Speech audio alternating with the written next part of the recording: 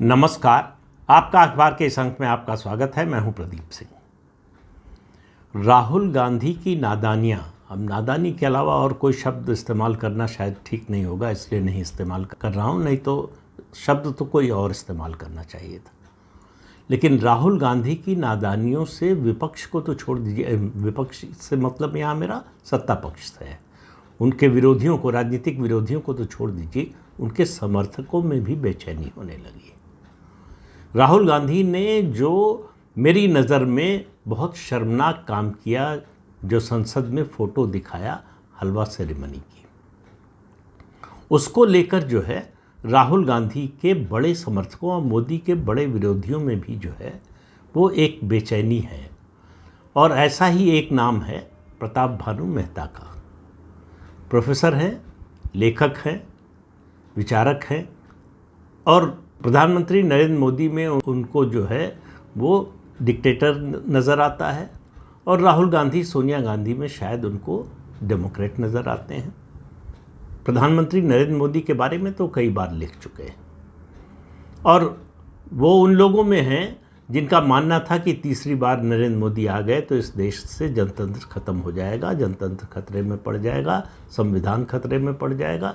ये सब बातें वो कहते लिखते रहे हैं। उनका आज एक लेख छपा है इंडियन एक्सप्रेस में एडिटोरियल पेज पर, और उसमें जो उन्होंने कहा है ये मुझे लगता है कि करोड़ों लोगों के मन में ये बात आई होगी।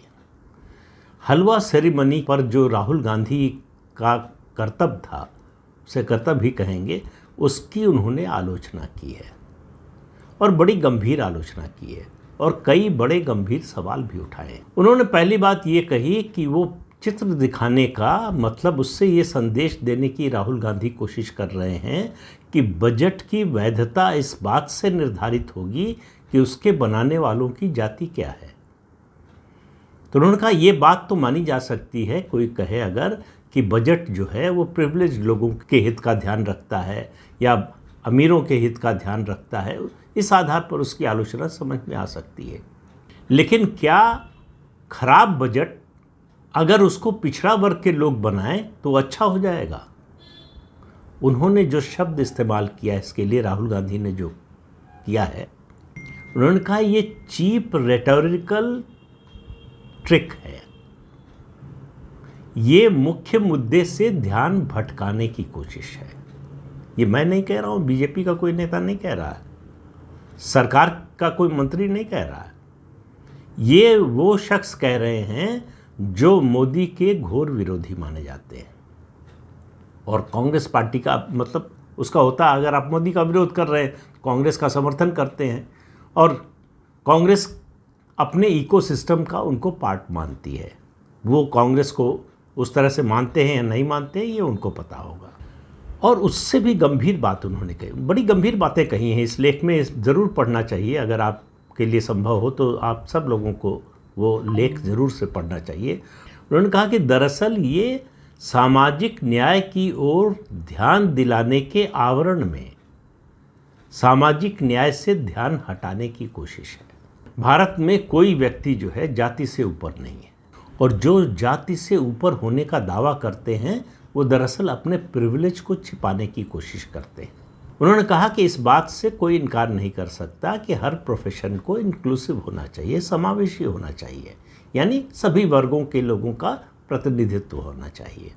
फिर उन्होंने कहा क्या अवसर का ध्यान रखे बिना हर समय किसी पत्रकार, किसी शिक्षक, किसी जज, किसी नौकरशाह की जाति का मुद्दा उठाना, किसी नौकरशाह की जाति के मुद्दे को पब्लिक कल्चर बनाना, जो राहुल गांधी कर रहे हैं।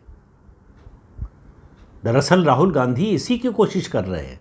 प्रेस कॉन्फ्रेंस में पूछ लेते हैं रिपोर्टर, कोई अगर उनसे सवाल पूछे तो जाति क्या है तुम्हारी, और हर जगह जहां जाते हैं वो पूछते हैं जाति क्या है। अनुराग ठाकुर ने केवल इतना कह दिया कि जिसकी जाति का पता नहीं वो जाति की गणना कराने की बात कर रहा है, तो कांग्रेस के लोग हल्ला मचाने लगे, और कांग्रेस के लोगों से ज़्यादा बुरा लगा अखिलेश यादव को। उन्होंने कहा कि जाति पूछने की हिम्मत कैसे हुई, जाति क्यों पूछी, अरे भैया, पीडीए जो करते हो, पीडीए वो जाति के अलावा और क्या है? और जाति की गणना की बात करते हो तो जाति पूछे बिना गणना कैसे होगी जाति की? तो इससे पता चलता है कि इनकी नीयत ठीक नहीं। ये मैं बात नहीं कह रहा हूँ, ये बात प्रताप भानु मेहता ने जो कही है, जिस रूप में कही है उसको आगे बताता हूँ। तो इसको पब्लिक कल्चर बनाने की कगार पर हैं राहुल गांधी, ये प्रताप भानु मेहता ने लिखा है। मैं कह रहा हूँ कि वो बनाने की भरपूर कोशिश कर रहे हैं, कगार पर नहीं है। वो उनकी जितनी ताकत है, उनकी जितनी क्षमता है, उससे उसकी कोशिश कर रहे हैं। फिर उन्होंने लिखा है कि बौद्धिक क्षेत्र में, यानी इंटेलेक्चुअल जो प्रोफेशन है, उसके क्षरण का एक कारण ये भी है। उन्होंने कहा कि किसी लेखक या किसी किताब के बारे में सवर्ण लगा देना उसकी लेजिटिमेसी को एक तरह से कम करने की या उस पर सवाल उठाने की कोशिश है। वो लेखक कहना क्या चाहता है, उस किताब में क्या बात कही गई है, इस पर कोई चर्चा ही नहीं करता, उस पर ध्यान ही नहीं जाता। इसके कारण तर्क वितर्क की जो शक्ति है वो विलुप्त होती जा रही है, क्योंकि उस पर चर्चा नहीं होती, मेरिट के आधार पर चर्चा नहीं होती।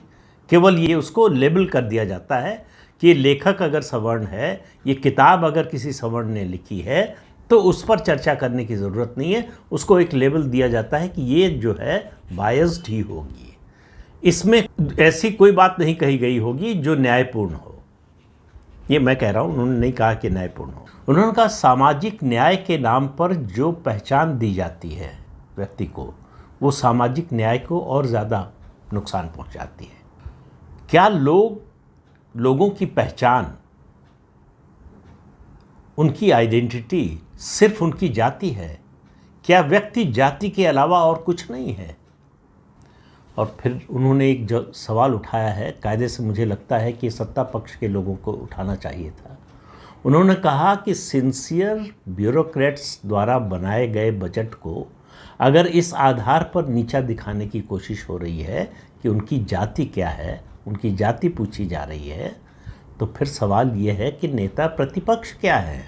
यानी परोक्ष रूप से वो वही बात कह रहे हैं जो अनुराग ठाकुर ने कही कि अपनी जाति बताइए, आप किस जाति से आते हैं? तो आप अपने को सवर्ण मानते हैं तो आपकी कही बातें सब सही हैं, उस पर सवाल नहीं उठना चाहिए। लेकिन अगर सिंसियर ब्यूरोक्रेट जो हैं वो सवर्ण जाति के हैं, बजट बनाते हैं, तो बजट खराब ही होगा। अब इस तरह से बजट का आकलन करके आप किस दिशा में जाना चाहते हैं, देश को कहाँ ले जाना चाहते हैं? इस तरह का इंटेलेक्चुअल डिस्कोर्स अगर होने लगेगा तो देश किस ओर जाएगा? सामाजिक न्याय की ओर तो कतई नहीं जाएगा, गरीबों के उत्थान की ओर तो बिल्कुल नहीं जाएगा, वंचितों को एम्पावर करने की ओर तो जाने का सवाल ही नहीं उठता है। कांग्रेस पार्टी ये बात कैसे भूल सकती है कि डॉक्टर भीमराव अंबेडकर ने नेहरू के मंत्रिमंडल से जो इस्तीफा दिया और उसके बाद जो पत्र लिखा कि वो क्यों इस सरकार को छोड़ रहे हैं। उनमें बहुत से कारण थे, उसमें एक कारण था पिछड़ा वर्ग के साथ अन्याय हो रहा है। उन्होंने कहा संविधान में ये व्यवस्था की गई कि पिछड़ा वर्ग को आरक्षण देने के लिए एक आयोग बनेगा। अब ये बात वो 1951 में कह रहे हैं, 1951 में। उन्होंने कहा 1 साल हो गया संविधान को बने, अभी तक आयोग बना नहीं। आयोग बना बाद में, 1955 में शायद आयोग बना, 56 में उसकी रिपोर्ट आई, काका कालेलकर आयोग की रिपोर्ट। पिछड़ा वर्ग के आरक्षण के लिए उसको लागू नहीं किया गया, ठंडे बस्ते में डाल दिया गया। दूसरा, जनता पार्टी की जब सरकार बनी मोरारजी देसाई की, तो फिर से पिछड़ा वर्ग को आरक्षण देने के लिए आयोग बना, मंडल आयोग। उसकी रिपोर्ट आई 1980 में, इंदिरा गांधी प्रधानमंत्री बन चुकी थी। उन्होंने उस रिपोर्ट को भी ठंडे बस्ते में डाल दिया। और जिसने इसको लागू किया 1990 में, उनका नाम था विश्वनाथ प्रताप सिंह, जो सवर्ण जाति के थे। राहुल गांधी को पता नहीं ये याद है कि नहीं, या हो सकता है वो याद रखना ही नहीं चाहते हो। जब उनको यही याद नहीं है कि मंडल आयोग की सिफारिशों के आधार पर जब पिछड़ों को आरक्षण देने का प्रस्ताव आया संसद में, तब उनके पिता और उस समय के नेता प्रतिपक्ष राजीव गांधी ने संसद में क्या कहा था? उन्होंने इसका विरोध किया था। उन्होंने कहा था इससे देश में अराजकता फैल जाएगी। और उनका 1.5 घंटे से ज़्यादा का भाषण था कि मंडल आयोग की सिफारिशें अगर लागू की गई, पिछड़ा वर्ग को आरक्षण दिया गया, तो देश को क्या क्या नुकसान हो सकता है। वही राहुल गांधी दूसरों पर आरोप लगा रहे हैं पिछड़ा वर्ग के अफसरों के न होने पर, यानी सीनियर जो कैटेगरी के अफसर हैं, ज्वाइंट सेक्रेटरी, खासतौर से सेक्रेटरी लेवल के अफसरों के बारे में, कि इसमें कितने हैं। निर्मला सीतारमण ने उनसे संसद में पूछा कि राजीव गांधी फाउंडेशन और राजीव गांधी ट्रस्ट जो है उसमें कितने दलित और पिछड़े हैं, कांग्रेस वर्किंग कमेटी में कितने पिछड़े और दलित हैं। तो सवाल उठाने से पहले जरा अंदर झांक कर देखिए कि आप खुद क्या कर रहे हैं, तब दूसरों से सवाल पूछिए। फिर प्रताप भानु मेहता लिखते हैं कि अगर जाति का खेल इस तरह से खेला जाएगा तो फिर आपकी नीयत पर सवाल उठेगा। इस मुद्दे पर आपकी नीयत साफ नहीं है, ये लोगों को नजर आएगा। उन्होंने कहा कि ये बात सही है, समावेशी समाज बनाने के लिए, समावेशी सरकारी योजनाएं बनाने के लिए जाति का ध्यान रखा जाना चाहिए। फिर वो कहते हैं कि जो लोग सामाजिक न्याय की बात करते हैं, उसकी राजनीति की बात करते हैं, उनको लगता है कि सामाजिक न्याय के रास्ते की जो बाधाएं हैं, बीमारियां हैं, उनका इलाज करने का उपाय कुछ थोड़े से उपायों तक सीमित है, और ये उपाय इस विपन्नता को दूर करने में अभी तक असफल रहे। उन्होंने कहा जाति की राजनीति ओछा या घटिया सामाजिक न्याय बन गया है। और फिर आखिर में वो लिखते हैं कि ये दरअसल सामाजिक न्याय की जो गंभीर चुनौतियां हैं उनसे ध्यान भटकाने की कोशिश है। अब इस लेख के आधार पर आप राहुल गांधी के जो एक्शन हैं पिछले कुछ सालों के, उनको कसौटी पर कसिए। आपको समझ में आ जाएगा कि राहुल गांधी क्या कर रहे हैं। राहुल गांधी जो आखिरी बात कही है प्रताप भानु मेहता ने, कि जो गंभीर समस्याएं हैं, चुनौतियां हैं, उनसे ध्यान भटकाने की कोशिश कर रहे हैं, क्योंकि उन चुनौतियों का उनके पास कोई समाधान है नहीं, उनको हल करने का उनके पास कोई रास्ता है नहीं। उनको उन समस्याओं की लगता है, ये मैं कह रहा हूँ, उन्होंने नहीं कहा है, उनको इन समस्याओं की गहराई से समझ भी नहीं है। तो एक छिछली और ओछी राजनीति कर रहे हैं जाति के नाम पर, और समाज को तोड़ने का काम कर रहे हैं। जाति की अस्मिता को कम करने का एक ही तरीका है समावेशी राजनीति, समावेशी सामाजिक व्यवस्था, जो 2014 से लगातार प्रधानमंत्री नरेंद्र मोदी कर रहे हैं। ये भी बात मैं ही कह रहा हूँ, उन्होंने नहीं कही है, वो कहेंगे भी नहीं, कि जिस तरह की योजनाएं बनाए, जिस तरह से उन्होंने 4 वर्ग बनाए, गरीब, महिला, युवा और किसान, जाति की पहचान की जो राजनीति थी उससे अलग ले जाने की कोशिश, और वर्ग की राजनीति जिसमें जातीय अस्मिता, व्यक्ति की पहचान सिर्फ उसकी जाति न रह जाए, इसकी कोशिश पिछले 10 साल से प्रधानमंत्री नरेंद्र मोदी कर रहे हैं। काफ़ी हद तक सफल हुए हैं, लेकिन पूरी तरह से सफल हो गए हैं इन चुनाव नतीजों से ऐसा नहीं लगता।